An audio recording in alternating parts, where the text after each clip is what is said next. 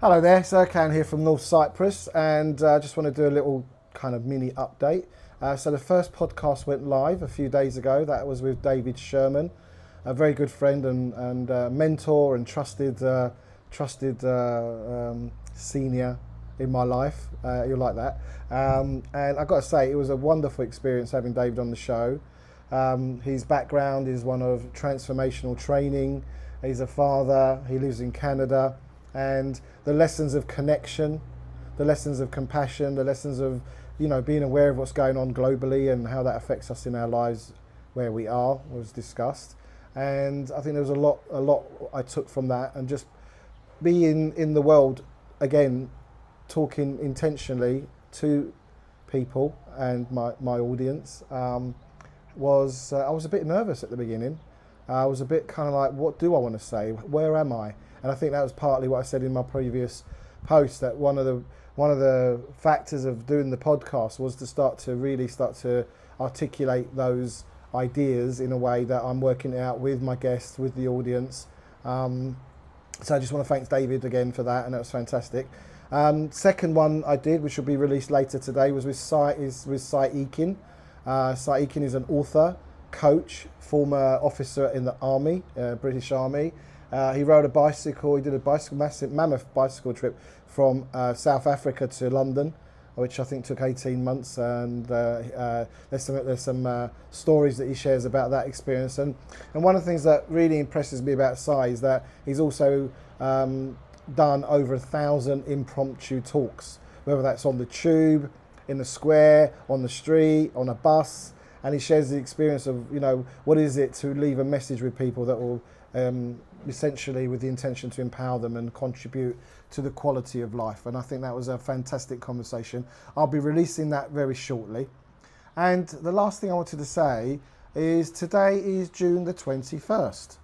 And had my father still be alive, he'd be 86 years old. My dad passed away on December the 10th last year, 2024, at the age of 85. And on today, I'm going to be thinking about my dad. I think about him every day. It's funny. People said to me, "Oh, it's really been difficult." And I think the difficult thing was really the last few months of his life was difficult. I think once he passed, I think there was like a relief in that, and the suffering had gone. And I remember sitting with my dad bedside and said to him, Dad, your time is coming. How are you feeling? And he said, I'm not scared. He goes, I've been up there. It's beautiful. It's lovely. There's all this white light. And he goes, no, I'm not scared at all. And he went quietly on the morning of 10th of December 2024. And I'm going to probably do a bit more about my dad. Again, I haven't done, because I think there was a lot of processing after the event, and looking back at it now, I see my dad as a man who left North Cyprus in the 50s as the troubles were just starting, and came to England with, like I always said, came to England with £5 in my pocket, and he made a life, and he met my mother. They got married, they built a business together. My dad said, business first, have money and earn money, and then you can take care of your family. So I came 7 years after my parents got married. And then they had a further 2 children, my brother Ed and my sister Özlem. And, they had businesses, they bought property, they travelled. My dad had a great life, and he always had this kind of joie de vivre about life, to enjoy life, to experience things. And I think he gave me the love of driving in a way, because we used to drive he did it, before I was born and when we were younger, but we did it 3 times as a family. We drove across Europe. Back then it was it was Belgium, Germany, Austria, Yugoslavia, Bulgaria, then Turkey, then down to Cyprus. And there were mammoth adventures, and it really impacted my life in understanding that different peoples live different ways. They drive on different sides of the road, they eat different types of bread, the street lightings are different, the money looks different.